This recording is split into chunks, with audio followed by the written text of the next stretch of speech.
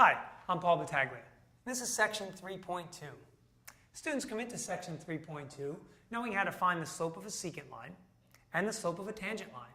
But now it's important we show them why we want to know when those two might be equal.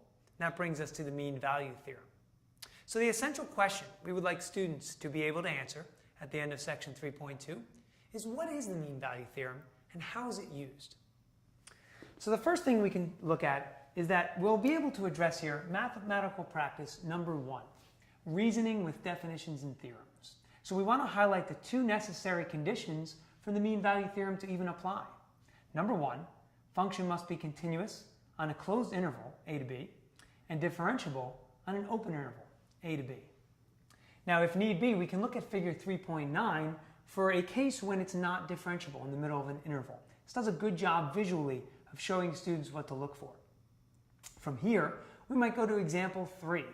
And in example 3, it's best to maybe extend the concept a little bit and ask students, okay, now that we've tackled this example, what would happen if we extend the interval to, let's say, the closed interval -1 to 4?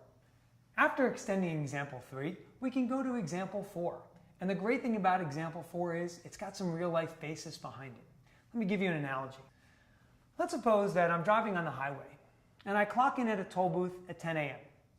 So I go along the way and then I check into another toll booth at 11 a.m. Now, what should happen there? I've covered 1 hour of time, so logically you would think, well, how far away was one toll booth from the other?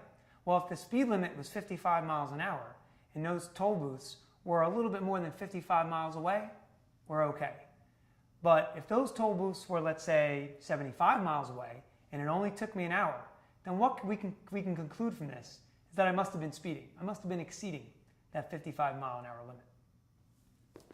Now, to wrap up the section, what might be nice at this point is to try and call in some things that we've seen in other sections. So yes, we want our students to be able to articulate the mean value theorem. But how about we also ask them when the intermediate value theorem comes into play? And we can use a free response type of question to do this. Speaking of AP type things, let's look at the language that students might have to recognize on an AP type question.